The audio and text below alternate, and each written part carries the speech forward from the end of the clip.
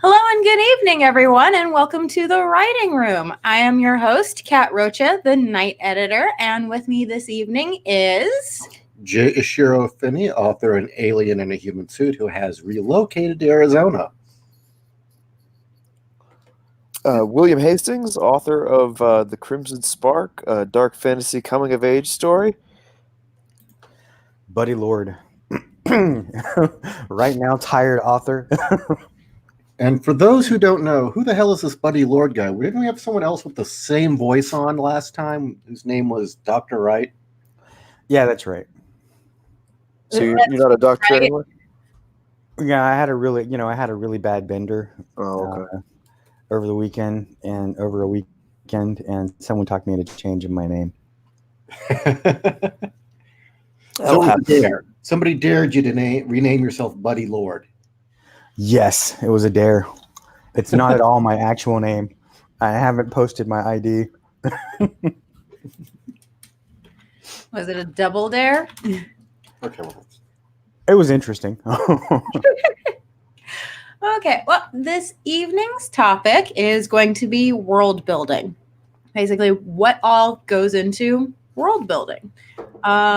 So let's open the floor with the basic question. How do you three gentlemen approach building your world? Jesus, ease us into it. I mean, come on. That's like that's days. Yeah, ease us into this. Well, okay. Yeah, break it down. Well, okay. I know this is a question that I teased during the week, and that was, you three do fantasy, you do science fiction, and a big thing with both of those genres, more science fiction than fantasy, but with both of them, are modifiers with your world. And what I mean by modifiers is, again, using science fiction as a example. We're gonna have space food in our, put on our space boots, and we're gonna, sleep in our space bed and things like that. So adding space, though crude and incredibly clunky, is a modifier. So I gotta. Okay, by that explanation, is Batman of the 1960s a modifier? Yes. Bat something. Right. Exactly. Bat belt, bat underwear, bat shark repellent. Bat shark repellent. Exactly. So that it shark doesn't was pulling my leg. You don't have to add like the word, future or space or whatever. But even in fantasy, you do have modifiers. You put fancy words to things and give things a fancy title. So how do you approach modifiers in your settings to make the world feel more full and complete? Hold on. I've got one more to add to that, though. Okay. We're going to talk about modifiers. One of the things we most absolutely have to cover is using modifiers to label what you're writing. And what I mean by that is, please, for the love of all things decent and good, for the love of all things that do not suck, stop adding punk to the end of your genre. Okay? God damn it. Look, so much of this putting punk at the end of it is absolutely meaningless. Stop it.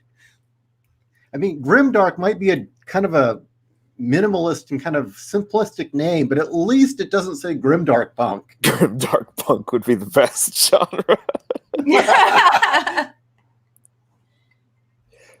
Well, I guess I'll start, because my explanation is probably going to be the simplest. I did not really build a world when I started writing my book. I just started with characters, and the world sort of constructed itself around that.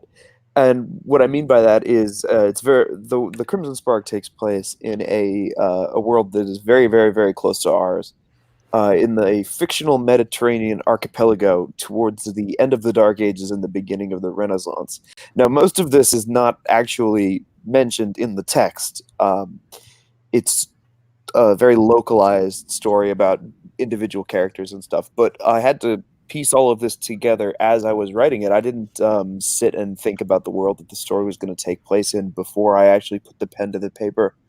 And I But you think did that have was context for it. You had a historical period that you had in mind, or a few. yes, definitely. I always I liked that part of the world and that part of history, but I wanted there to be a fantasy element to it. So I decided to just have my own little landmass where I could have magic and monsters and all sorts of things like that. The monsters in Spark are based they're not really typical fantasy monsters. There aren't any elves or dwarves or goblins. It's closer to Mediterranean folklore combined with American cryptozoology.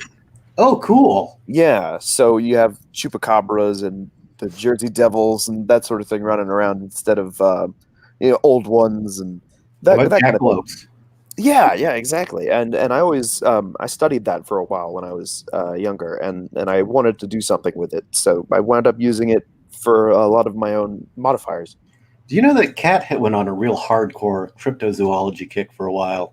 Oh well, Did a couple of blog entries about it.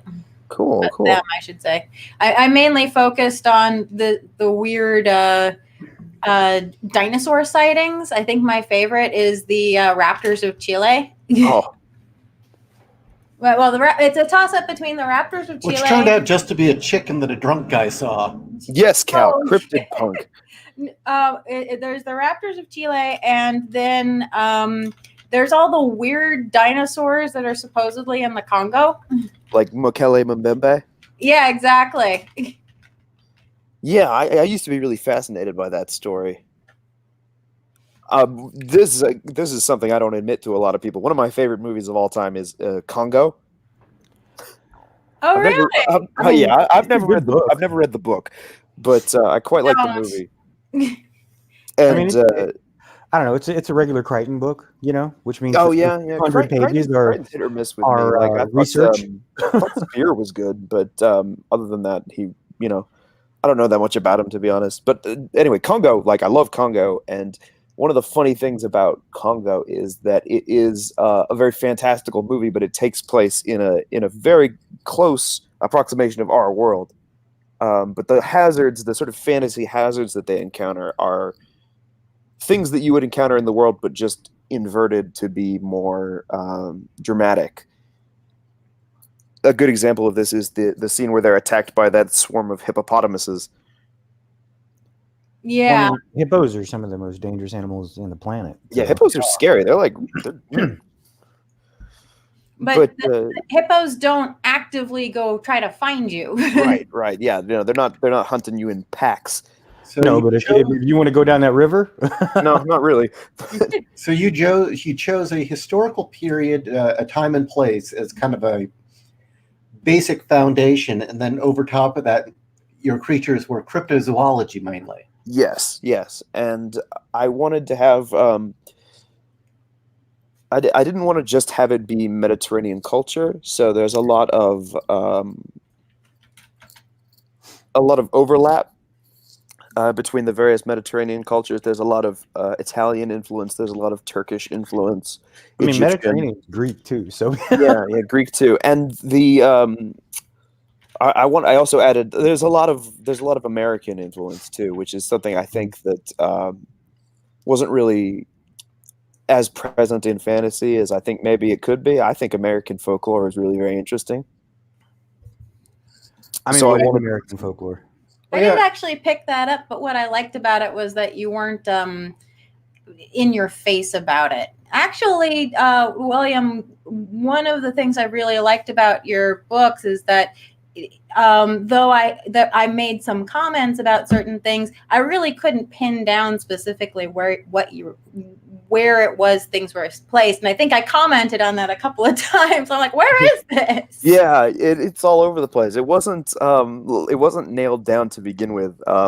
So it was very up in the air. I've had a couple of my friends ask me if the land that my story takes place in was ravaged by this ancient cataclysm, and I've had some friends suggest to me, like, is this the actual Mediterranean? Just is the cataclysm? Is it been destroyed? Is that why it's a bunch of islands? And I thought that was a really good idea. I kind of wish I had thought of that myself. But it's not the clearest thing in the world. Mostly, Spark is mostly a story about characters, but the world is as close to the real world as I could make it, I suppose, as I could get away with. And that's about it. I don't really have anything else. Okay. Buddy?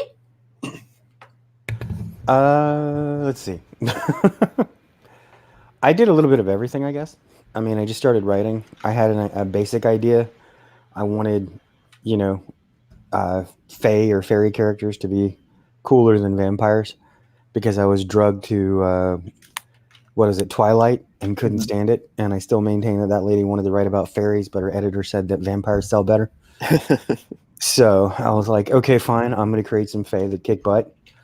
So then I started to get into that, and then I don't know. I just sort of got bored with the basic. Even I studied like some of the old style Arthurian and Oberon-based Titanian literature, that kind of stuff, which is really just Arthurian. And then I looked at like Froud and some other people. Yates even has some stuff on fae and fairies and that kind of thing, and I didn't like any of it. So I just changed everything and made it relatable, like it's recognizable, but it's mine. Okay. Like the ghouls are a good example. Ghouls are normally undead creatures, get up, undead something, just animated bodies get up and eat flesh or whatever, right? Mine, I was like, okay, well, they look undead because they're always in the graveyard, but they're actually just spirits that, there's a covenant between the living and the dead. When that covenant's broken, they grab whatever mass is around them and form a body to attack the person who broke the covenant, who broke the law. And so it's stuff like that. It's stuff like nymph and succubus in my world are both the same creature. They just make a different choice. The succubus chooses to use her ability to drain emotion and energize herself to kill. That's interesting. I like that. And I wanted to make like choice a big part of it. That, like there's a gathering at one point, and you can, and all the fae go to one of the lords, whatever lord is in their domain. They go to the lord and they say, okay, do you want to be this fairy you're supposed to be, or do you want to be what they call a forgotten?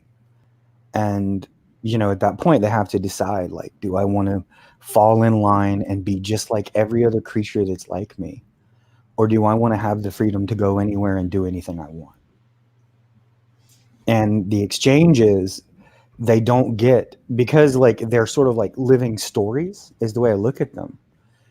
Each one of them is kind of eternal. The whole point actually is that when a highborn has, procreates with another race, they basically say, okay, do you want to live forever? And the only one has ever said, no, I don't want to live forever. I'd rather have, I'd rather I'd rather live my own life. And that was actually Nikki Caramore, who the story's after, and she had 2 girls. And again, she wasn't supposed to, but she's special. She's a scion of Yggdrasil. Okay.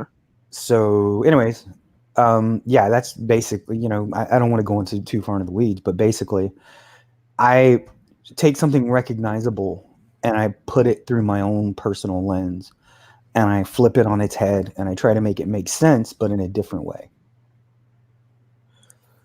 That's cool. It seems like we've got sort of some pretty big similarities and some pretty big differences from the way we approach things. What about you, Ishi? Okay, for me, usually the world setting and the story seed kind of are wrapped up in them together when they happen, when they pop into my brain. I already have a vague sense of what I think the setting should be, along with the characters. And then after that, I'll start doing research. Now, for me at least, and I find a lot of people have a similar process, the world you're building is essentially the constraints and set of rules that the story functions within. And usually there's a certain number of things you need to know in that world, how that world works, what the reality is. Is it an atheist universe? Is it one of a Christian universe? If you're writing a horror story, that's extremely important. Yes, definitely. Does this world operate in normal physics, or is it a little different? Did history happen the same way, or is it its own reality? These are all different things that really you need to figure out before you dive in, depending on the scope of your story, so that you, even if it never finds its way onto the page, you know what your characters are doing and thinking and how they would function and how they behave. So for me, depending on how much of a big setting I'm doing, and I don't know, I mean, I tend to overdevelop the settings, even though my stories tend to be more personal, I think. The way that I would do it is initially I get the story seed, then I'll start researching cultures and historical periods, or other stories that tackle or had similarities to what I'm into, or what would cross over with what I'm doing. And that will usually inform the story. And then as I start writing the story, naturally, it's a chicken and the egg thing. It starts feeding on itself and creating its own connections and its own rules and its own feel to itself if you've done it right. Now, I wouldn't recommend anyone pull a Tolkien before you write a story. I think that's overkill. But it definitely does not hurt to do some research that overlaps into your setting before you write it. Is there a question? No. So, although Ishi did bring up a very good point, and that was rules for your setting. So, as you are developing your world, whether you started off with the characters first in mind, or the setting, or just the story that you wanted to tell, and you developed the place and the time later, what are rules that you may or may not have set up either when you first started or during the production of how this world functions, or things you just plain would not do? Like, again, fairies being badass, making sure that fairies are badass. What are rules that you set up or developed over the course of your writing? Well, in Spark, I wanted to have everything have negative side effects. Every fantastical element of it needed to have some kind of catch or backfire that would prevent people from relying on it to the point that it would make the world easier to survive in. So a good example of that is the mages of my story. They're called Delvers, and if they exercise their power, they can reach into the pulse of nature and commune with it, altering certain properties. But if they reach too deep, they're consumed by it, and they become what they were trying to manipulate. And I sort of take that philosophy and I put it in everything. Everything has to have this two-faced nature to it, mostly to make things more difficult for the characters. I'd say for me, the most important set of rules usually is, again, depending on the scope of the story, at least a vague notion of what the history of that setting is, and then what the day-to-day life of the average person is. And from there you can build out. Recently, as I'm working on my current novel, a major part of the story is this concept of, in truth, it's essentially indenturing. But they've got this very strange economy. As I'd mentioned before, that in my setting, there was a big war and there's a man shortage. There aren't enough men, and because of that, there's a labor shortage. And due to various politics, automation has been scaled back. People are afraid of robots that get too smart. And so there's a labor shortage, and they ended up solving this by taking all the orphan kids and having this sort of I call it bonding, but apparently you're their parent and you're an indentured employee. And the idea is you're parenting them and training them for their future. But in truth, it's just a way of, I guess, enslaving kids? I guess we've got that in common then in our stories.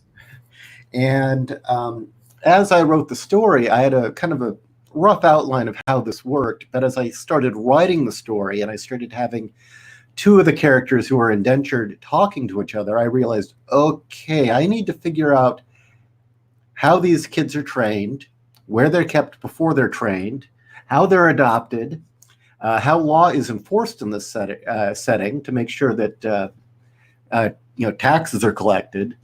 And usually I don't need to go that in depth in a world setting. Like in Case File Arkham, it's the 1940s. Basically, I just had to give myself a crash course in the 1940s and get a real strong sense of what was going on at that time and how the average person lived and what they would know and what they would be interacting with, what media they're consuming. That was really what fed that one. And I could often go to history to kind of get ideas. Oh, I need a celebrity scandal. Okay, well, what was really happening at the time? Bam, read an article. Okay, I'll put that in there. This story I'm currently working on, I'll often hit a point where everything's great, and then I'll stop and say, well, shit, how does this work? And as I'd mentioned a while back, I had a part where the character goes to a red light district. Now, he's not partaking in the services, but, okay, how does a red light district work? What is the internal culture to that? What kind of behavior would our character be seeing on the street? What would people say? So you do a little research into a red light district and really understand how one works, just so people can behave realistically. What was another thing that you think would really stand out as... I know you did a lot of research into government disaster plans for World War Kaiju. Oh, yeah, that was massive. That was great, though, because I already had kind of a love of that period in history, the 50s Cold War, and just the insanity of the time, because it was such a time of contradictions. On the one end, the 50s were known as prosperity and stability, and we have this nuclear family mom and pop feel that we look upon it as. But behind the surface and underneath all that idealistic mom and apple pie, there was a lot of raging wars going on within politics. There was a lot of stuff behind the scenes maintaining that stability. So that was a lot of fun rewriting that and reworking it to fit in a world where instead of nuclear missiles, they've got giant kaiju monsters that they're creating for warfare. And then on top of that, to explain how that existed, seeding in a lot of UFO lore, which another thing I have a love for. So I would then go through and say, seeding in UFO lore and tying it to real events in history. And after a while, the connections start writing themselves. Like I had Carl Sagan show up in World War Kaiju because turns out he was part of Project Blue Book. So are you saying that for these books, your rules of how the world functions is you would take what actually happened in real life and build upon that, and so it had to fit in real life? Well, that was an alternate history, so absolutely. If you're writing alt history, you better know the historical period you're rewriting. In Case File Arkham, it was knowing the time period and then understanding how the noir genre applied to it and why the noir genre was portrayed that way, so that I could try and portray something authentic. Same with Lovecraft. Was why did Lovecraft stories come about? Because those were actually informed by the same cultural pressures that created the noir genre. So yeah, those two are, I was writing periods which actually existed to some degree, but I was trying to focus a little more on ones that I created whole cloth. But yeah. Buddy? Let's see. Again, I don't know. I just kind of take a little bit of everything. But some of the rules I kind of go by are everything has a cost. If it's cool, it's got a cost. There's nothing that because if you just give something for free, that's kind of boring. And one of the things that I wanted to make sure of in the book was that there were no invisible barriers, because I freaking hate that in all these books where they do like Harry Potter. It's the humans just don't know the wizards are there. They just don't know. On thousands of years, nobody's seen them. They just keep doing the memory thing, and they never see them. And that kind of stuff, because for one, I think it's silly, and then two, I think it's so much more interesting that they do know, because then they know they create countermeasures. There's the basic humanity of fear, of envy. Humans are like, hey, you all you guys have magic. I want magic. Why don't we have magic? What's wrong with what's going on there? Oh, you think you're better than us? Oh, okay. you know, and you kind of build on those sort of like, I don't know, on the humanism of it. And I just think, you know, part of being human is there's a cost for everything. You know, it's like I'm drinking this caffeine, and I always tell people that like caffeine does not give you energy. You borrow it right now. You're borrowing energy to pay this back later. What if you just keep drinking the caffeine over and over and over again and never stop? Well, I mean, are you asking actually? I mean, let's just say caffeine works on something called I'm doing it right now. Okay, well, caffeine works on something called an adenosine phosphate complex, and you actually build a resistance to that every so many hours. It's like NyQuil. Not that I would know anything about. So yeah, so like you're gonna build a resistance to it. It's gonna take more and more and more and more until until you get to like the toxic. I think like 2350 per liter of blood level, 23 milligram per liter of blood. So that's like a toxic level of caffeine. You don't want to get to that point. It's a very interesting. All writers should know. Just saying. There's a very interesting question in the chat here. A man in lunacy asks, "How would you avoid the adventure scaling problem in ongoing series? For example, Spider-Man started out as a street hero, now he routinely saves the world. Or Harry Dresden started out as a clever mid-power range wizard, now he's possibly the immortal son of Morgan Le Fay." I think that's a very good question. Extremely good question. Yeah, one of my favorite series of all time. It's not ongoing.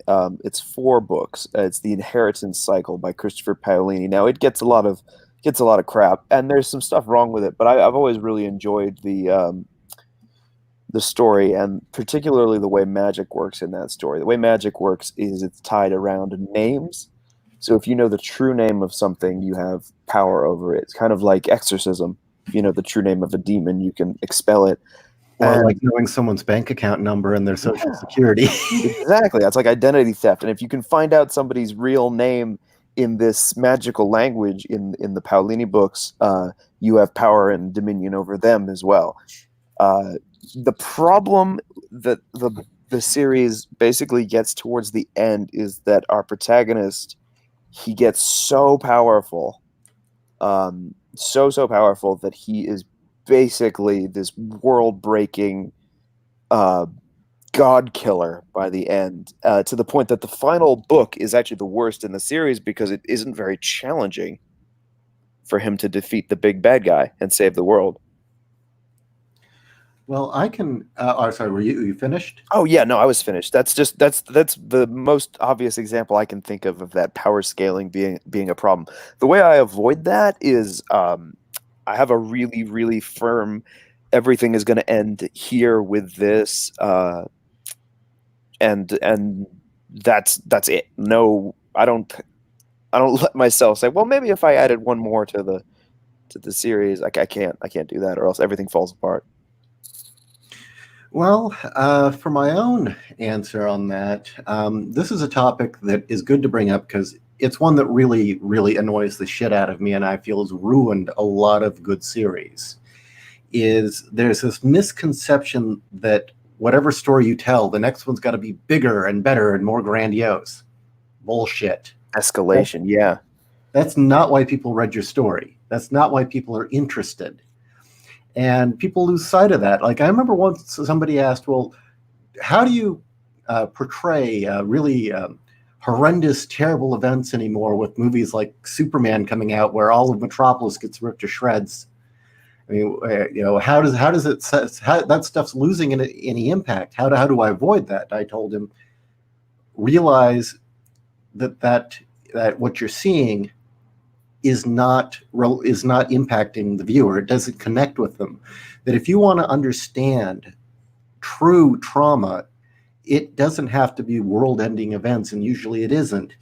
It's imagining someone you care about, something you care about, someone close to you, or your own being stripped and torn away from you.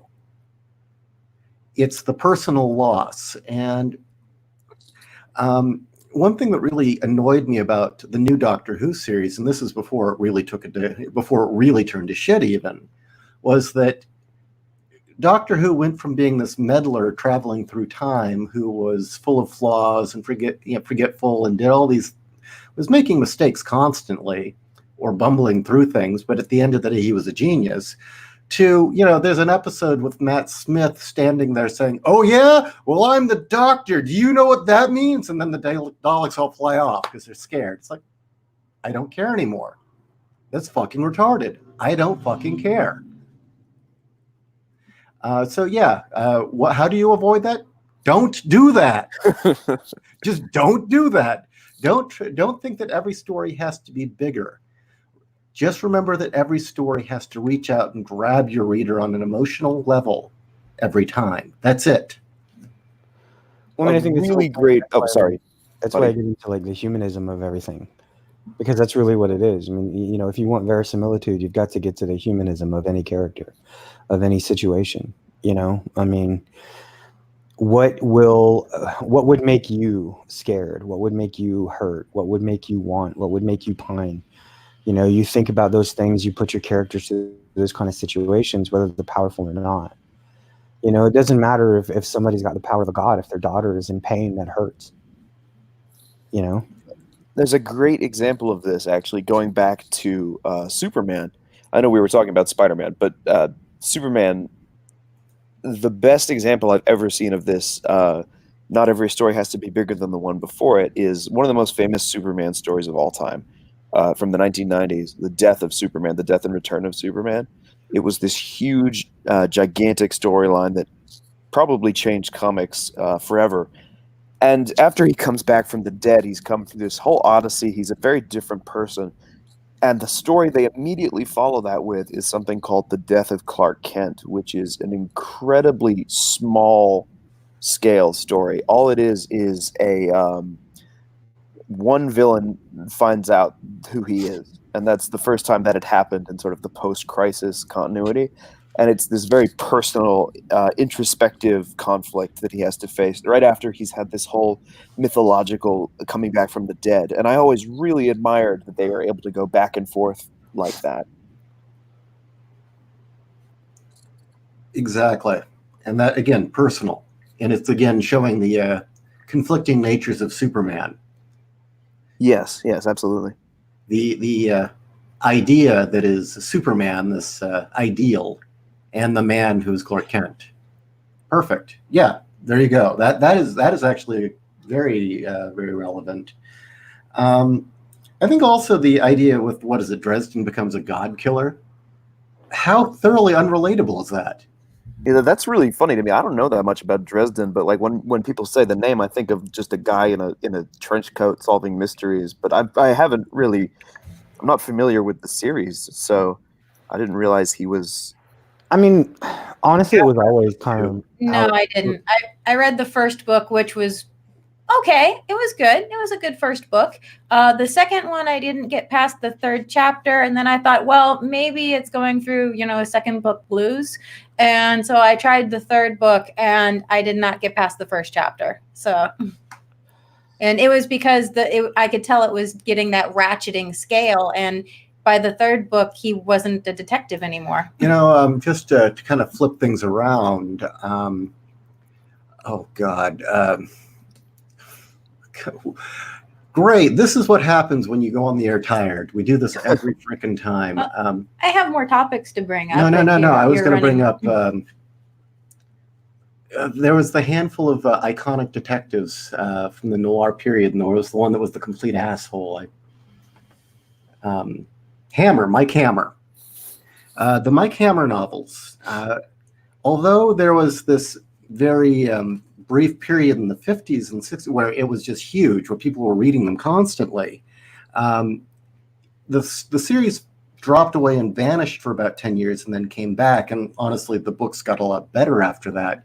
But what was interesting is that character was written all the way up to the 1990s. And sure, by the 1990s, he was older and wiser, but he was constantly having to deal with the fact that he knew he didn't have long. And he had gotten shot at, and the bullet didn't, just by luck, he was carrying a big pile of books. So the bullet got stopped in the books, but it still took him out for a day. And he was suddenly realizing, I'm not going to be able to do this much longer. and then him having to deal with computers and realizing I don't even know how the mob operates anymore. So yeah, I mean, why would your character get progressively more godlike with each story? Well, because you only know vertical progression, because I mean that's the only thing you can think of. That's a very limited thinking. I mean, that's unfortunately like what a lot of these writers, I mean, I mean, you're talking about a guy that like, he took a dare to write a series based on the Roman Empire and Pokemon. And the guy who wrote Dresden, I can't remember his name. He got a dare at a convention to Jim Butcher. Yeah, Jim Butcher. He was dared to. They came up with like roll a dice and on this 100 and roll a dice on this 100 or whatever, and it was like, okay, Roman Empire and Pokemon, and he wrote a book based on the Roman Empire and Pokemon. And that's Roman cockfighting doesn't really seem that far off. I mean, they had gladiatorial combat with animals. Mm-hmm. No, it wasn't like that, dude. It was literally like these magic animals that people summoned out of spherical balls. They should. God. I'm not kidding. I guess. Adam D. Magdaleno, I'm sorry, Adam, if I slaughtered your name, asked for any advice on how to make a good horror book. Now, to keep it on subject, I'm going to say your setting for horror. I think a setting for horror can be anything. Horror is not like, to me, horror is not a genre, it's a feeling. Yes. It is a genre, but like... No, it's a feeling. It's not really. It's a genre and a feeling, but horror is something you experience. Well, since this is world building, how do you build that experience for your audience? The place I think that horror starts out most effectively is something that is mundane, but also functional and pleasant. A lot of these sort of new horror renaissance movies, the James Wan style, they start out with these nuclear families, sort of healthy, positive relationships, and then they throw some very objective spiritual evil at them to challenge those bonds. And I think that that's very interesting. I like that way of doing things. For me, now, maybe this isn't such an odd thing, but I don't usually relate to characters in media. I mean, it's a very rare occasion that I'll actually see a character in a film or in a book or anything where I really feel like, okay, I relate to this guy. This is me. I mean, it's very rare. For me, usually when I'm watching something, it's more like me voyeuristically watching the events unfold. And in a horror movie or horror story, for me, it's a crucible. It's a crucible in every way, and it's who survives and who doesn't and why and how do they react. And really with horror, the number one thing you've got to remember is when the shit hits the fan, we see who we really are. And I mean, I realize that's very difficult for some people to really know for sure until they've experienced. And I was in a case... Early in my life, I did experience that. But there's a saying that at the worst of times, the best in us comes out. And that's not true. The worst of times, the best and the worst come out. And who reacts how is a lot of what really makes horror work. In fact, I would say a lot of the stuff we see in theaters today isn't true horror. It's just, I guess, genreistic, slasher or a ghost. And when you've got these characters dying that are really just exist to get whacked, there's no emotional attachment. You don't feel bad for these people. There's nothing horrific about it. That's essentially, it's the equivalent to pornography. It's taking something... transgressive, in this case, death and murder and torture, and presenting it in an enjoyable way, strictly for enjoyment. It doesn't make you uncomfortable. You should make your audience feel uncomfortable in horror. Buddy? I mean, I think that's basically like, to me, horror is just when you strip everything down. Real horror, real suspense, real fright. You know what I mean? I remember reading a Dragon magazine article where he was talking about, how do you induce horror? And he's like, he's like, I could describe the scariest monster in the world, or I could just say, was that your BMW outside? Ooh. And I mean, it is that. There's a sense of, I mean, he was just kind of getting to like, one is just kind of makes you think, and the other is an actual sense of loss. It's a sense that like it's all of a sudden like something that ties you down, that fleshes your body, makes you feel alone. It's like, what is going on? I mean, I think the first thing that has to happen in any kind of, if you want to develop something horror, is that you've got to care. We've got to care about the character. So you have to we have to have some emotional investment or something into that character. That's why, most of the time the people that are going through the horrific event within a horror movie are like the heroine or the hero, right? Because they're fighting against it. They're doing everything they can to survive. And then, the new thing, well, I don't know if it's new, but usually like at the end it's like, but they just can't. And can't everybody relate to that you fought with everything you've got, but you just can't. And that's a real horror. Neostar Productions asks, so a supernatural or a thriller story could have horror elements to it? Anything could have horror elements to it. I mean, keep in mind that horror comedy is an actual genre. And I feel the real problem with the horror genre right now is that people have this horrible assumption that was unfortunately left over from the 80s, which is that horror is a guy in a mask cutting up teenagers. Although I suppose in the aughts, we also got the idea that horror was torture porn. Realize that you can have a horror story without one bit of blood or gore. The Conjuring, the first movie at least, was definitely a great example of that. The only blood in that is a bloody handprint in the whole thing. That is the only gore you see. And yet it's highly effective. Nobody dies either. Spoiler, by the way. Exactly. Like a 10-year-old movie. Second, when you stop and think about it, Macbeth is a horror story. Oh, absolutely. All the elements of a horror story. Think about that. It's got witches. It's got infanticide. It's got suicide. It's actually fairly gory. So yeah, anything can have the trappings of horror.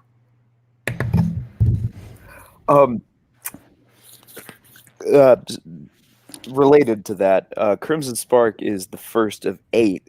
And the 4th book in this series goes so far towards horror that every time I come away from a planning session, I'm just like, what the hell is wrong with me? But if you're a fan of horror, look forward to number 4, because it's going to be the fantasy world that I've been creating, but turned frightening. I mean, it just has like horrific elements. Yeah. Like, I mean, there's a point where throughout the book, you kind of are in love with the sisters. They squabble, they fight, but they love each other. They keep fighting for each other. You think it's going to be okay, right? You get a sense of they're going to make it through. They can make it. It's going to be okay. And then at the end of book 2, in order, like one of the girls get put into like a prison camp for changelings, for what they are, for witches and changelings, that kind of thing. And they can't use their magic. They're just sort of there. They're trying to survive. Things are happening wrong. One of the girls, there's an attempted, sexual violation. And I mean, she beats the hell out of the guy. But then in order to torture her, they take her sister and they put her in this thing called the chair, which drains her magic. And it's supposed to kill her. But because she absorbs the energy from the land, she's half fae, and she like regenerates this energy every day. At dawn, they find out, ooh, we can keep killing her every day. Like and her sister has to listen to that. They position her sister outside so she can hear her big sister scream, and then they let her know, why she's screaming? Because you tried to escape. One thing that I would say to anyone who wants to delve into horror, the number one rule to really make it effective is make sure your audience knows, or at least believes, nobody is safe. Exactly. One of the best things about John Carpenter's film Assault on Precinct 13, which I think was made in 1974, very low budget movie. Within the first, 10 minutes of the film, you see a child get blown away. Now, that's the most horrifying scene in the entire film, and we don't return to anything that vile ever again. But after that moment, you realize nobody's safe. Yeah, I mean, kind of like, isn't that sort of what Game of Thrones was tapping into? You know, Valar Morghulis or whatever it is, you know, every man, After a while, every Game man of can Thrones die. didn't get numb to it. No, the books, I think, at least the first 4 books, you know, that was the thing, was you didn't know who Martin was going to bump off next. Yeah, I tell people, like, you know, it was basically just the most violent game of musical chairs ever. Yeah. So do you want to? I think that's one of the things that makes slasher movies a little bit more banal, because, you know, you watch What's the rule? you know, I've seen all the Friday the 13th, and if you know the rule set, it's like, okay, this is dull now. yeah, and you know, Jason Voorhees is scary for a little bit, but he's not you know, he's not gonna there's very specifically like a line, like an age line, where he's not gonna hurt somebody. I mean, those were like, you know, some of those were just tapping into like basic fears, you know, really basic fears, right? Yeah. I mean, the kind of like, I mean, that's the reason why I was like the whole teenager, you know, was dealing with things that the teenagers wanted to rebel against. I can stay up all night, you know. Oh, Freddy's gonna get you, you know. Yeah. As soon as you fall asleep, he's gonna get you, you know. Or, you know, what is it? It was a camp and everything, you know, and the summer camp. Everybody's at the summer camp. You know, you know, and it was like, what it was trying to get to though is like, what if I lose my friends? You know, like, what if this is the last time I see this person because we're going to go off to college now? You know, it was sort of tapping into those sort of things, but it didn't do it very well. But that's what its point was, I believe. Well, that actually segues very well to our next question. Rick Killian asks, is horror more effective when the foundational world is more familiar? That seems to make the horror itself more abnormal. That's kind of a hard call. I mean, I would have to say, for instance, one of the reasons Alien is so damn effective is that the first act of the film, at least, almost is shot like a documentary, and the characters are so utterly believable as just essentially space truckers. You believe that you could meet these people. That's part of the reason it's so effective. And I think if that had not been established, it probably would have been more just watching a haunted house in space. Huh. So yeah, I think familiarity is vital. Yeah, I think so too. I think that making something familiar and then starting to take it away from someone is very scary. Silent Hill is a great example of this, actually. If you guys are familiar with Silent Hill, the game, it's sort of this inversion of not just the normal world, but your own feelings and past. Oh, Pyramid Head is downright nightmarish. Yeah, he is. But when you start to look at him for what he is, and you start to realize that he's a reflection of this very human, very normal, everyday sort of man, but he's got this repressed side to him, and that's what that looks like. You start to be very afraid, not just of Pyramid Head, but of the person that you're playing as, and that really that was always very effective, at least for me, I thought. With that said, I do have to bring up for the film, at least, not the video games. The video games are wonderful. For the film, I think the biggest flaw among a lot of things is Pyramid Head is in it for all of maybe 5 minutes. The last time you see him is at the halfway point in the film, and it's all downhill from there. How do you top that? Yeah, you can't top him ripping the flesh off of a woman that he's holding by her neck. I mean, after that, it doesn't matter. So, and there's nothing more terrifying in that film than that one scene with Pyramid Head for 30 seconds.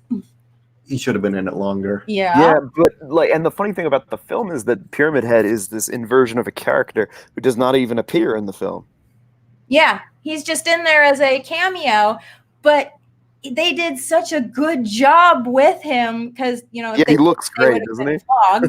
Okay, this has nothing to do with what we're talking about. Did you know there are girls out there who want to fuck him? I'm not shocked. That's horrifying. There's the horror right there. There's like the whole like I don't echelon of people, whatever. This whole grouping of people that just want to have sex with monsters. I mean, you see like was it the orc porn, like 8 foot tall tusky orcs, and just plowing into these little baby girls, and it's like, Okay, wow. honey. Well, I mean, I'm sure there are plenty of really big, ugly guys out there. That would paint themselves green. And one other thing about horror and the familiarity, as you were saying, something familiar. One of the most effective things during the 90s with all of the gray alien abduction stories was it was always under the pretense of happening in our, mundane lives. There was the pretense that supposedly this shit was really going on. And most importantly, it preyed upon the notion of, I really don't remember what I did last night. Think about that. You wake, it starts getting people paranoid. It actually was very effective. Okay. Changing gears here, unless anybody had anything more to add for horror, I'm going to change subjects. No. Okay. Owen Lister asks, how do you build a superhero world like what you would see in Marvel or DC? I hope not modern Marvel or DC, but how do you build superheroes? I would say the first thing you would do is want to look at Marvel and DC and avoid the number one rule that they kept breaking and kept ruining their stories, which is have a preset established set of rules from the beginning of how the powers work, who gets them, and how the world reacts to them, and never break those rules, ever. Because once you do, you've tipped the goofy meter, and you've broken the trust with your audience. That's a good point. And when you look at independent comic books and storytelling, there are a lot of attempts at there aren't a lot of attempts at a new superhero universe that succeed. A lot of the independent studios try to have their own universe of characters that have interactions and adventures that are similar to Marvel and DC, and a lot of the times it just doesn't work out. And I think that's because they try to do too much at once. I think to build a superhero world, you need to start pretty small.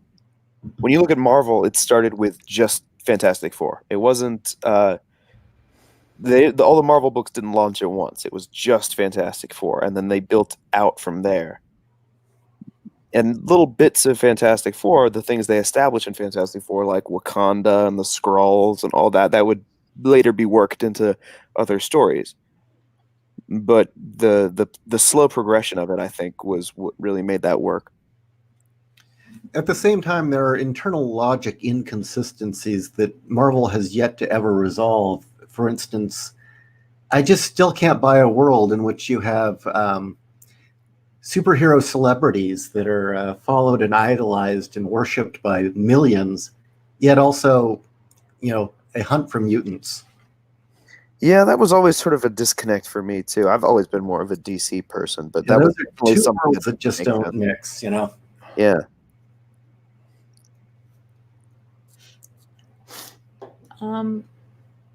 Anything else to add? Otherwise, I got another topic for you guys. Okay, I'll add one more thing. As far as beyond just establishing a rock solid, bedrock set of rules on how that universe functions, how the powers function, and so on, and how the normal person reacts to it, the other thing you'd want to do is take very close attention to the hero's journey and hero's myths, because that is what you're doing. And, if you're going to tell those kinds of stories, you first got to know them. Yes, definitely. I mean, it's what they always say. To be a good writer, you have to be a good reader. Yes. I wouldn't even know how to begin to write superheroes. Superheroes are so weird.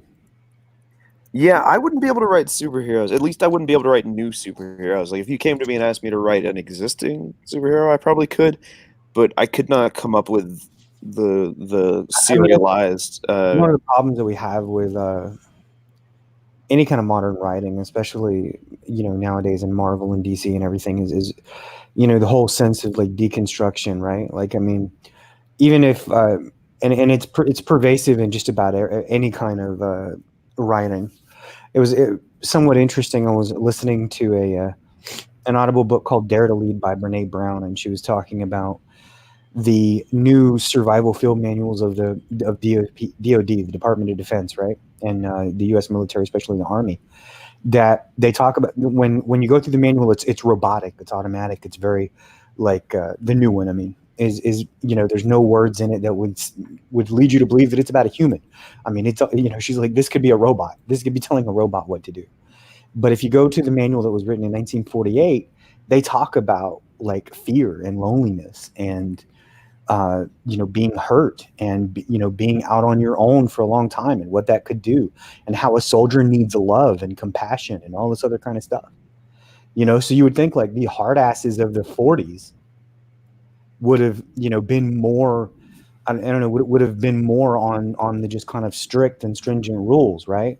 And I think that's one of the problems with like when you get into superheroes of today, is that they just want to strip them down to the base elements that they want to like sort of virtue signal, right? And I mean, in some cases, that's like for Marvel right now, that happens to be this kind of identity nonsense, right?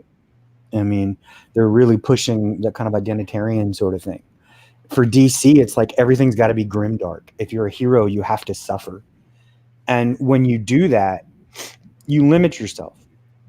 You're limiting your story. You're limiting your ability. You're limiting your verisimilitude. You're not to be a hero, you have to carry a burden, so they are going to suffer. They're going to suffer, but that's not all they're going to do.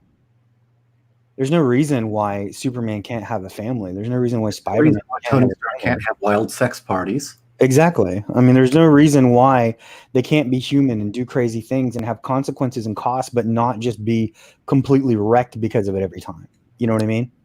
Mm-hmm. The plague of the deconstruction, I think, is exactly. I mean, like, have to weather. It's like I make my characters suffer. I do. They hurt, but you know what? They have great joy as well.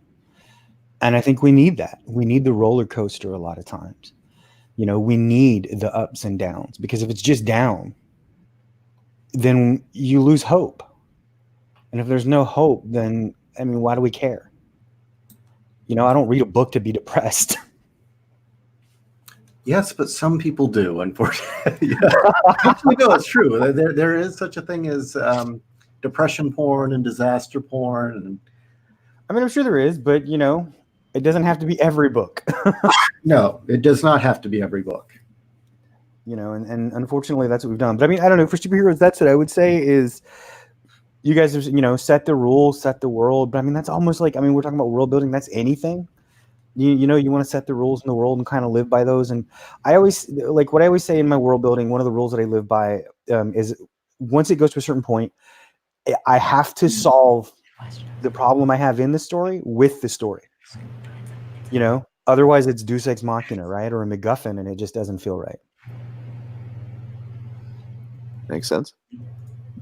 BGC asks, he's got a two-parter for his question.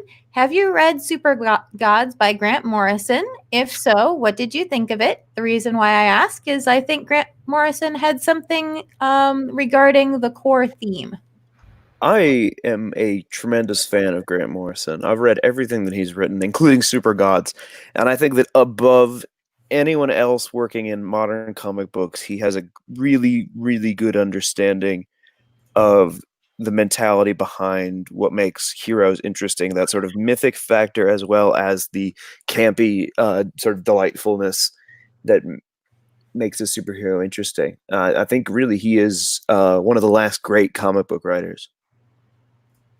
Unfortunately, this is a gap in my knowledge set, so I can't comment. Buddy? I have never read Super Gods. I'm sorry. I don't have anything to say. Oh, okay, I get to be the sole voice of something. Yeah, no, I definitely recommend everybody. You are the champion. What's really great about Super Gods is that he goes through it chronologically. he talks about the entire history of the medium, and he goes, he talks about the origins of all these characters and how Superman is science fiction, Batman is noir, Shazam is fantasy, and they're not meant to be deconstructions, they're meant to be reconstructions of the genres that we held so in such high regards during the entirety of human history.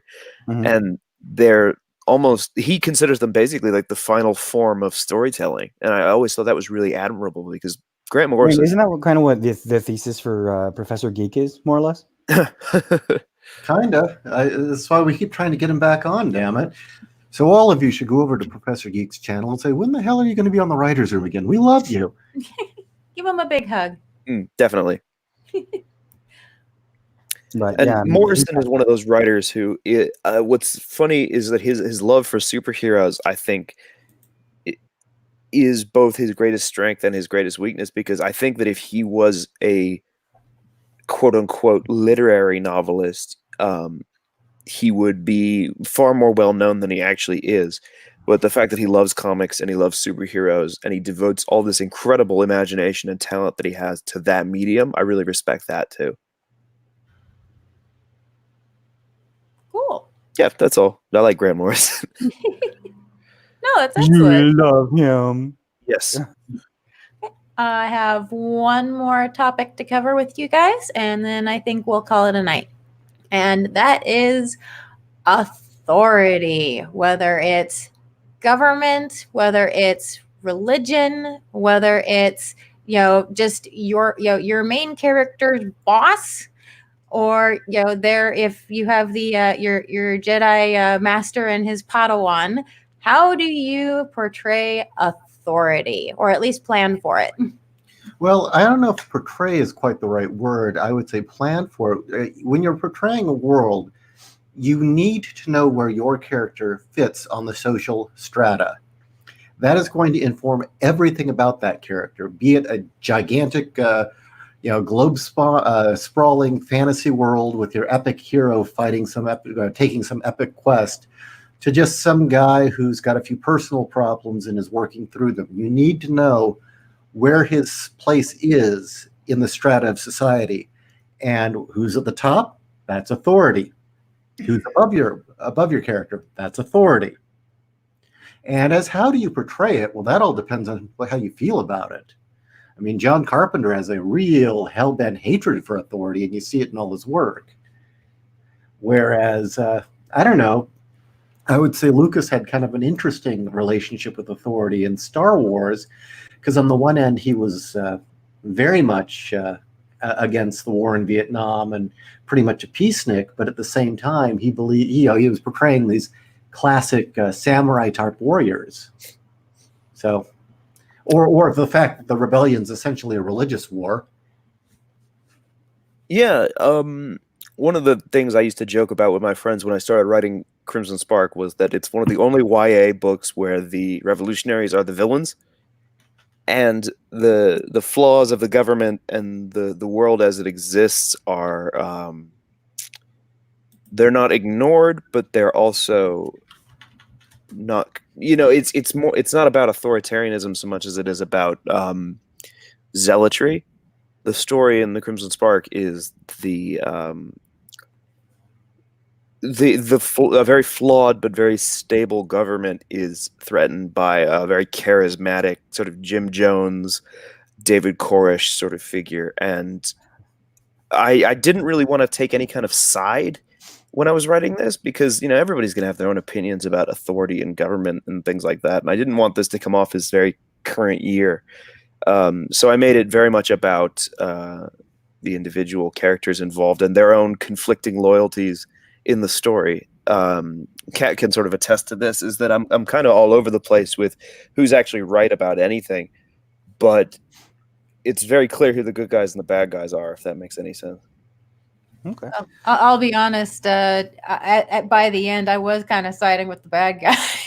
Keep in mind, there is a very good argument for why the Empire was much, much better than the the Republic. Yeah, I'm thoroughly on Team Empire. I don't play with that. Like the Empire was way better. I don't know. I base authority on the character. It just kind of And- depends on the mindset of the character that I'm writing at the time. The other thing I would say is that even in a rebellion, you have a structure of authority. So that no matter what, you've always got to think about the various pyramids of power, I guess. On the one, well, never mind. No, that makes sense. And in keeping with what you said, Kat, about siding with the villains, at least somewhat towards the end of the story, what the second book is actually the second book of the series begins with the heroes carrying out the same thing that the villain was attempting to do in the first book, but doing it their way. So that's something for everybody to look forward to. That's heavy. Yeah. So, Just to add to that, how do you approach religion? Because religion is authority. Whether it's the religious hierarchy or your god or pantheon. How do you build that?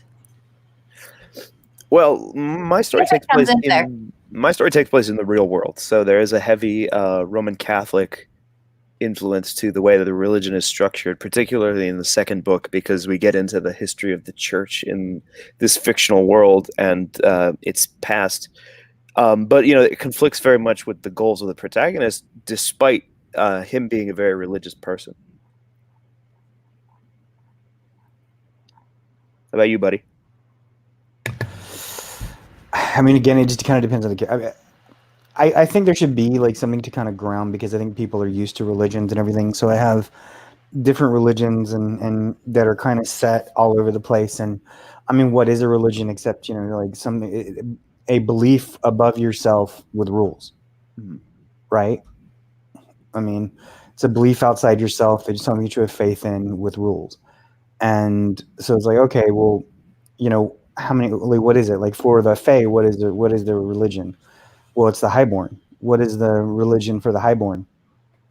Nothing. Like just the rules of the universe. What they can do, what they can get away with, right? And that's part of the problem, sins of the Fae. Because they think they can get away with anything and they really can't. But they don't, there are something that, like, especially the younger generation of the highborn don't know. And and then you kind of get into the whole idea of, just because you should, just because you can, should you?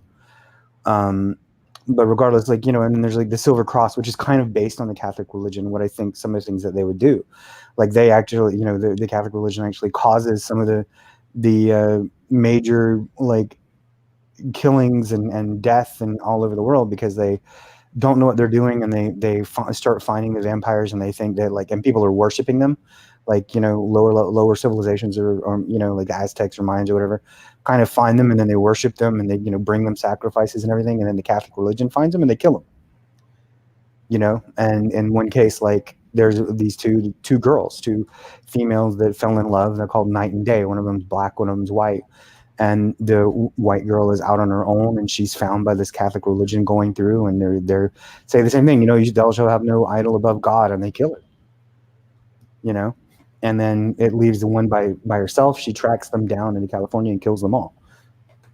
And so I don't know. I mean, religion is just, like I said, it's just a faith and belief. Like, what is it? Hope and evidence, things unseen, right? It's supposed to be faith in the Bible. And so when I do religion in a book, I just think like, okay, what do they think is beyond them?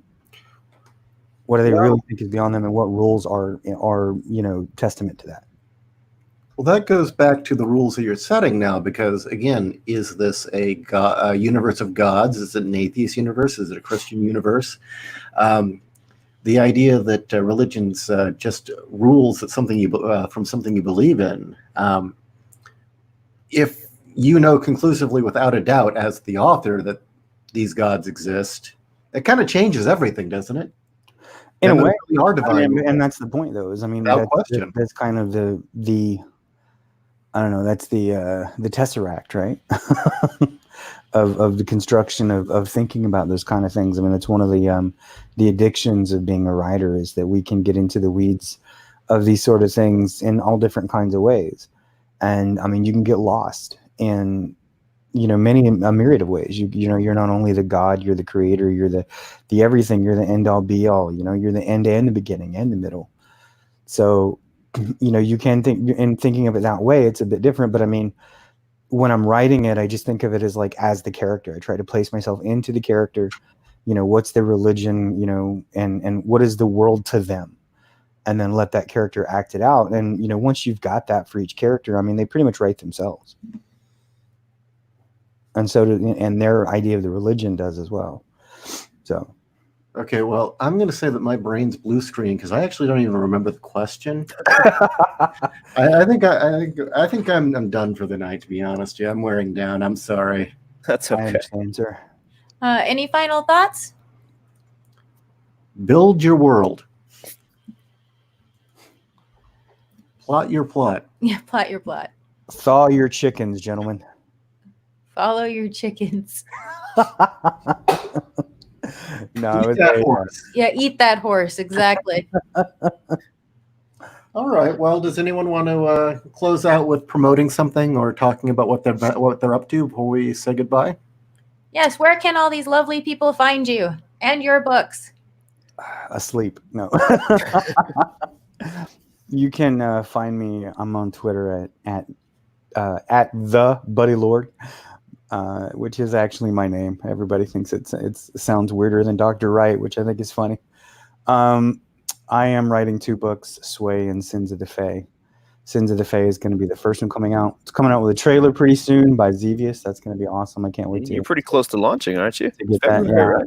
March 13th is when it's going to launch. I've been going hard on Facebook and a few other places and streams and all that stuff, and I'll probably be going even harder. But yeah, it's going to launch the crowdfunding is going to launch in March, and I'm hoping, in a couple of months that we can get that going. So if you like fantasy and mythology and anything you could think of, and I don't mean just like Roman or Greek, I mean any mythology, any pantheon put on its head and filtered through my own personal lens, then you'll like Sins of the Fae. You can find me on Twitter. I'm at Mr. Will Hastings. And my book, The Crimson Spark, is on Amazon in paperback, ebook, and Kindle Unlimited. If you don't feel like spending any money, currently I'm doing a Valentine's Day raffle. You can check out my pinned tweet for that, and you might get a chance to win a free copy. I'm currently writing the 2nd book in the series, The Opal Embers. And I'm also... So if it's a hot chick that wants your book, I mean, is that the right? Do they just get it? I'm currently writing the 2nd one, The Opal Embers, and I'm going to have more information on my highly anticipated Vatican Championship Wrestling come April. Seriously? Yes. Oh, that sounds actually pretty cool. Yeah. All right. Well, J.Ishiro Finney, author and alien in a human suit, who's really tired, who's going to recommend you all go to 01publishing.com. That is a 0 and a 1. Publishing.com, no space. Go check out the books. Get my World War Kaiju, which is a retelling of the Cold War with giant monsters instead of missiles. Go get Case File Arkham, which is a classic detective noir story set in the depth of Lovecraft country. And buy Utopiates, which is like Train Spotting meets Blade Runner. Now, go do it. Go do it. And you can find me, your host, at nighteditor.com. That's night, KNIGHT, editor.com. And thank you all. Thank you, Ishi. Thank you, Buddy. Thank you, William. And we will be having a show next week.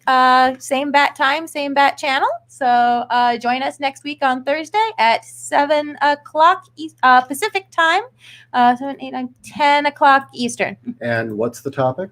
And the topic is, I'm tired too. Heroism. Heroism. Thank you. Portraying it in your characters and in your stories. Heroin? I thought you said heroin for a minute. Yes, we're going to talk about heroin for an hour. I'm an entire discussion on heroin. I'm something of an expert in this topic, so everybody stand back. You need the special lighters. The butane ones aren't hot enough to melt the. What kind of spoon is right for you? And we'll be having a special guest next week. So please join us. Good night, everybody. Good night.